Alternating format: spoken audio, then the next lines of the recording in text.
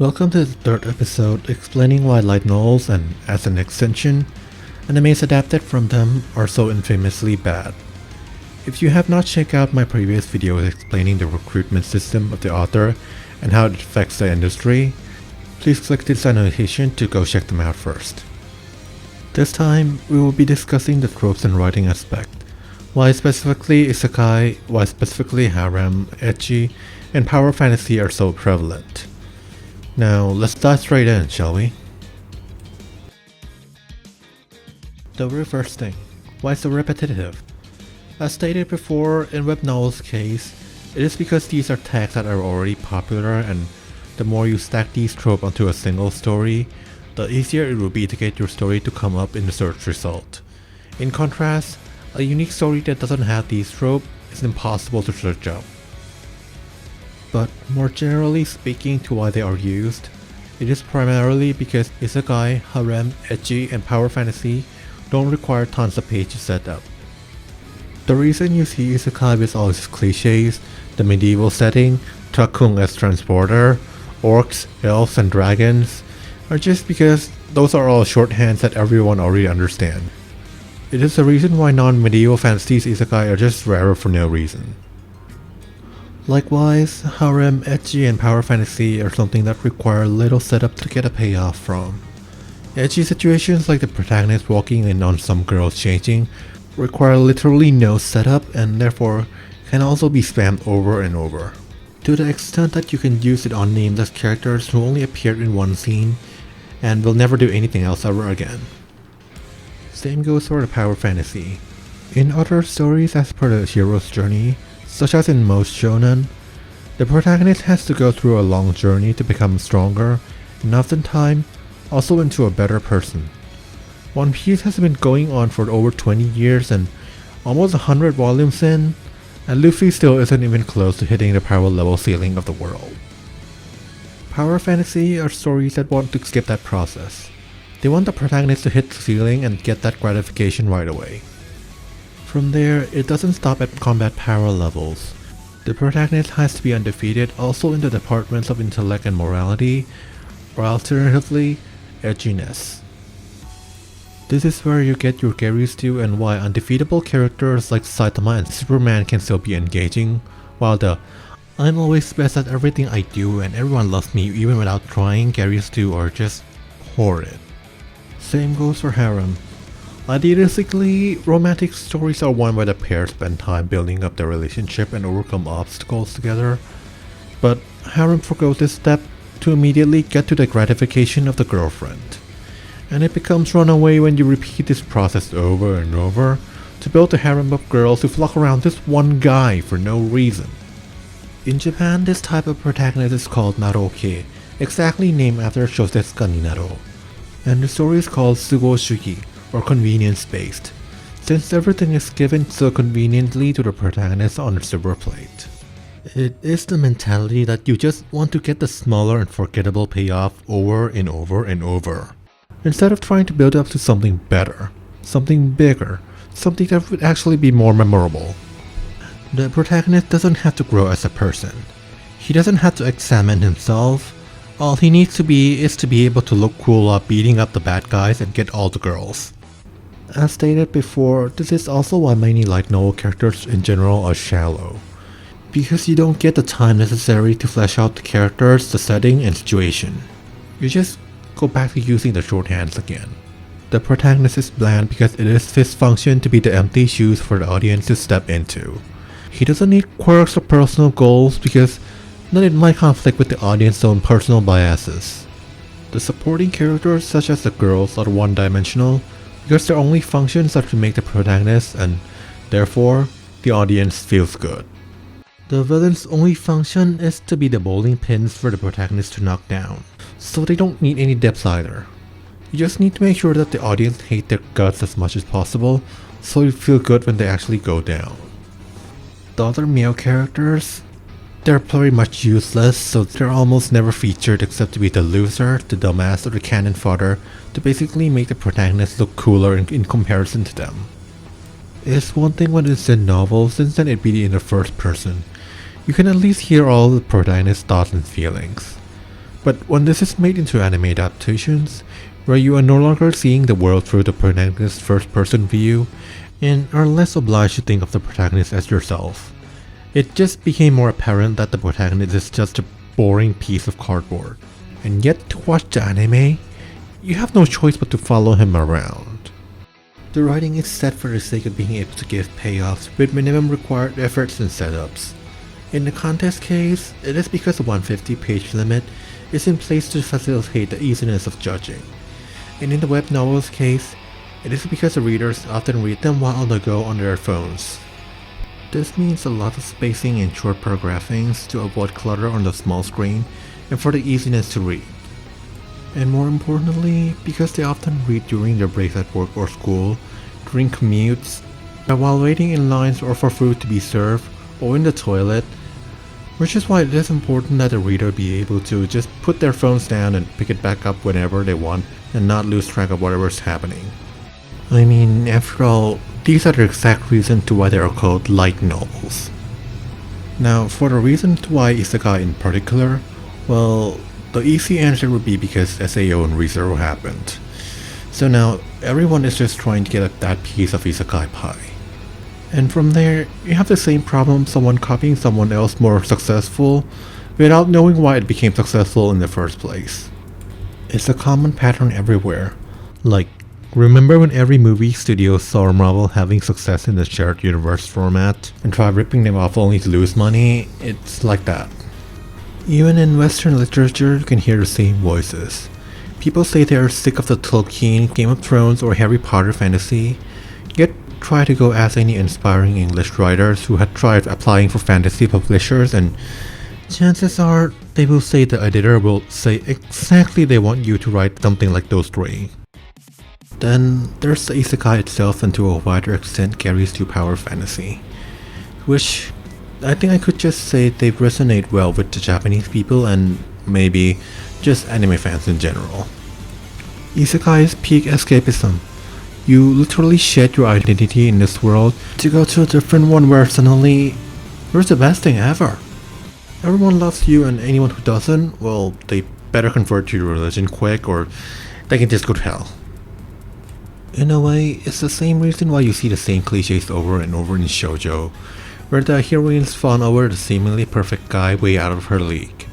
It gives the reader the illusion that that can also be their life.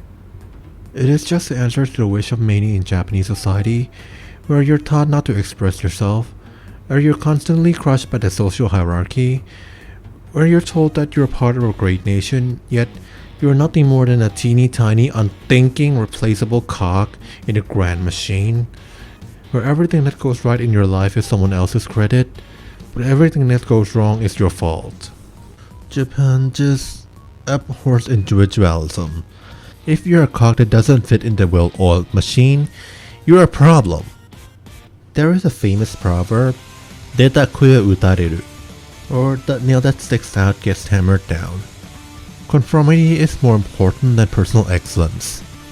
This is reinforced by the Japanese equally tyrannical hierarchical system, where seniority is everything. Promotions in companies are more often given to the most senior or ass-kissing employee, not the hardest worker or smartest one. When someone is your senior, it's considered rude if you ended up one-upping them, even if it's unintentional and it's not your fault they suck. Once someone is your senpai, they are your senpai for life. You are to refer to them with respect at all time, personal merits be damned. Now, you see why people constantly wish they can just go to a world that they no longer have to deal with any of this? Yet ironically, or perhaps hypocritically, these stories are often about taking back or establishing the status quo. You go to the isekai and most times you either see the protagonist fight against the villains who try to bring change, or if the protagonist is the one bringing change, then he would be trying to change the culture of the isekai to become closer to that of modern Japan.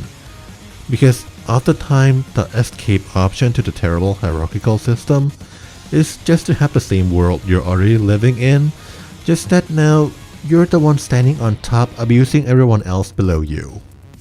You just lick someone else's boots long enough until you get promoted, and you get into the position where you can have someone else lick your boots instead. That's the loop status quo of Japanese work culture. So when most isekai are just the protagonist repeating this in another world, well, now you know why.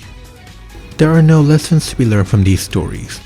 The protagonists are not supposed to learn, to grow, to become something different, for better or for worse. It also goes into the thing about the protagonist having to be relatable. Since it is required that the audience be able to project themselves onto these protagonists to enjoy the story, having the protagonist learn something in order to become a better person just inherently also carries the notion that this means the audience also has to fix themselves.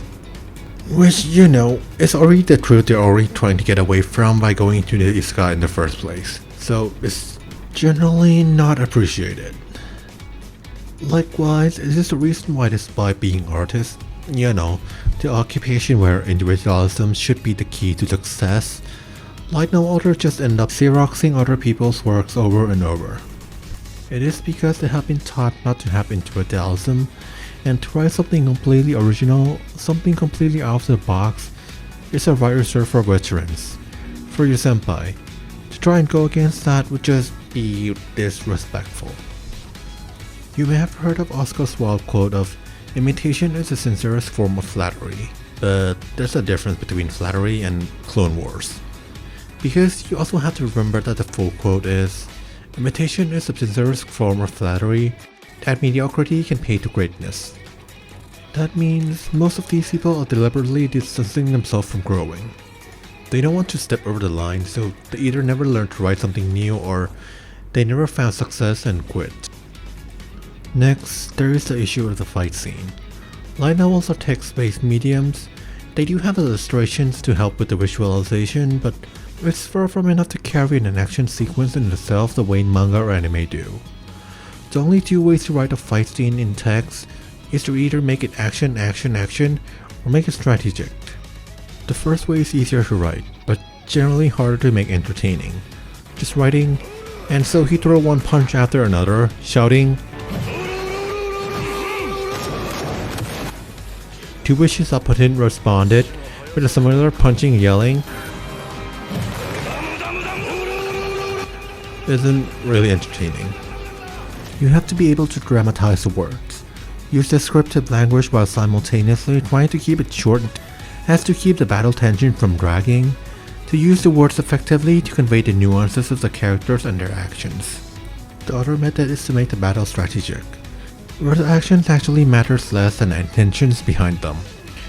Make it like a JoJo battle where both sides have different winning conditions they have to fulfill, and so each race to get to the goal while also trying to impede the other. At any rate, regardless of which method you use, having a back and forth like this, where both sides seek to overpower one another, can also eat up a lot of page space, which, as we have learned, is not preferable by both contest and web novel. Which is why most action light novels go for the most word efficient method, which is to make it one-sided pummeling by the protagonist. Dedicate all the description to just how much bigger the protagonist's explosions are compared to the villains. From there, it became extra satisfying the more you hate the guy being pummeled. So one-dimensional villains are just like sack punching bag designed for that purpose. And voila, there you got a Gary Stu story. Then let's talk more about the protagonist's personality. We have already discussed that protagonists must have a bland personality, because that is what is required to make a so-called relatable character. So now we're going to look at the other common traits. Dense towards romance and often accidentally stumble into ecchi situations. This is both to facilitate the harem and ecchi tropes without making the protagonist look outwardly like a douche. I mean, think about it. What would happen if the protagonist intentionally say he both wants a harem and wants to constantly plunge his head into girls' boobs? The first is show he's selfish. Gender politics aside, because this equally applies to reverse harems where it's one girl to many guys, or fujoshi harems where it's one guy to more guys. There is just no way to deny that harems are based on selfish ideals. You're basically saying you want all these people to give you 100% of their love to you, while you give them like 20% in return for each, if even that. Harems, as stated before, practically speaking when used in web novels, also allow you to cram multiple girls archetypes like the childhood friend, Imoto, Tsundere, Ojo into a single story, allowing you to put multiple tags on one story and increase the chance of your story coming up on a search result when people search for a story with a specific type of girl they want to see. This gives another bonus appeal, is that it allows the readers to imagine themselves as being able to engage with multiple girls at once while not devoting himself to any. It's treating the girl like clothes where you can change whoever you want to be with depending on your mood. When you're sick of one, you can just cast them aside and go with another. It is objectification, and again I am not saying this because of gender politics, because it's just as bad no matter what gender is involved. Another possible practical origin for the harem trope is the visual novels. Things like Clannad, where the game offers you a range of girls to choose from to romance. These girls, like light novels, often correspond to the different archetypes to give wide appeals. These games can have harem endings where the protagonists do end up with all the girls at once, but often that tends to be the hardest road available only after you have already cleared all the other routes first. So it is something you really need to work for. Still selfish, but at least you're showing some dedication. Now for the ecchis. The readers clearly want to see the girls in erotic situations, but if the reader's representative, the protagonist, goes right out to commit that, then that's just plain sexual assault, right? To have such protagonists be the representative of the reader, don't you think that's quite telling? That's why you have to make both the harem and the ecchi unintentional. The protagonist didn't go out to seek the harem by himself, and most likely the story wouldn't end in a harem ending, and the protagonist also didn't go to seek out the ecchi. So now you have deniability, that you can have your cake and eat it too. Combined with the power fantasy, and it's all quite hypocritical. These protagonists often fight villains who are shallow, greedy, power hungry, and very often attempt rapists. But the entire point of these stories is that it is the protagonist who gets power, wealth, and girls even without having to ask for it. It is why ReZero is a shining deconstruction of this entire power fantasy thing. Subaru acknowledged that in the Isekai, it isn't a world that should change for his sake, it is him who should change for the world's sake. It is a world that largely doesn't care for him, where the girls aren't just lining up to suck his tea, where the other men can be far superior to him in combat, intelligence, authority, and morality. It is a world where a girl is willing to point out to his face how entitled and self-indulgent he is, and how that made him a worse human being. It is the anti-power fantasy, anti-Gary Stu story, all the while it doesn't abandon the escapism part of the genre. Subaru escapes to a new world where he doesn't have to face the problem of modern Japan, sure. He met with a lot of cute girls, some of which actually fall in love with him, sure, but in the process, he became a better person, a better human being. But what did the other authors take away from this? They just saw an isekai became successful, so they think the key to success is just to rip it off. All while loading in power fantasy that fundamentally misses the point of what actually made ReZero successful. Okay, let's go back a bit on Ecchi. On top of being something that is spammable without setup, its prime function is also to be clickbait. Not only of the book's front cover, but also in the inside. Generally, light novel always have around 8 to 15 pages of illustration inside the book, including 2 to 4 more color pages in the front and sometimes in the middle. These are the things that stands out when people pick up a book at a bookstore and skim through to make a decision whether or not they want to buy it. Because of this, some light novels are essentially just flat out hentai with pointless censorship. As long as nipples and genitals aren't directly depicted, you're literally able to put anything in the book. And I mean literally anything, including outright images of sex that, as long as you have that slim smidge of white to cover the parts up, then you're allowed to put that book on the same shelf as everyone else. Again, I repeat, I don't have any problems with using sex appeals. I am a grown-ass man myself. The problem I have is against the over-reliance on it. That so many light novels, if you take away the ecchi element, literally would not have anything else going for it at all. I have problem with ecchi because it is a clickbaity spam technique that requires zero efforts and neither make the story more memorable or give it any additional meaning. It's a convenient out for bad writers to get easy money, and as stated in the second video, it's damaging to the anime industry. If ecchi is used as fan service, as actual fan service, as an actual breeder or reward for longtime fans, used sparingly to prevent it from going stale, or used meaningfully such as to actually show the character's relationship progress, then I'm good. But if it's a use for debate to the people who just wanna came through your book to jerk off then forget it soon after, then I resent that. I mean, the fact that there are more Ero fan arts of non-ecchi series compared to those of ecchi series are in themselves a proof that ecchi series are inferior to grasping its supposed core audience than the non-ecchi ones that can just sweep for a bigger general audience. Which is why stories like these, the Ecchi, Gary Stu, and Harem Center series are terrible for anime both as an art and a business. As stated in a previous video, it doesn't have to be like this. Light novels can and many can indeed defy these rules to make deeper characters, world, and story. But it's not enough. The numbers of light novels that are bad because they are rigged or because they don't care to break out of this mold are still staggeringly high. And it is one of the core reasons killing the anime industry. I am seeking to change that, exactly because I want to help the anime industry become better.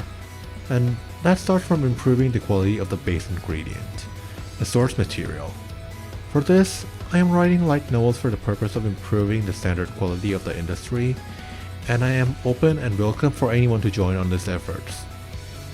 Please click here to go to the video pitching metafiction, the first story I intend to self-publish if you are curious to what kind of stories I have to offer. Videos pitching the other stories will be coming out every other week, interchanging with premise factory videos where I will be giving premises ideas away for free in case you want to also join in this movement and might need some start jumping platform to get going. Please also check out the change.org and Patreon page in the description and show some support however you feel like it. All proceeds of the Patreon money will be going to the publishing of the next story after metafiction. Please like and share these videos to anyone you feel might also be interested.